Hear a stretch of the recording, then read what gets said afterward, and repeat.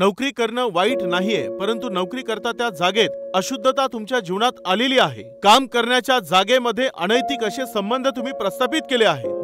भाऊ आहे असं म्हणून सांगत आहात, चांगली गोष्ट आहे, वाईट नाहीये। बहीण आहे म्हणून सांगता, चांगली गोष्ट आहे, वाईट नाहीये। बहीण सांगत आहात, भाऊ सांगत आहात, परंतु त्यानंतर काय घडत आहे? सुरुवातीला बहीण, सुरुवातीला भाऊ, परंतु त्यानंतर मग काय? बहीण जाते, भाऊ जातो आणि शिल्लक राहतात अवैध संबंध।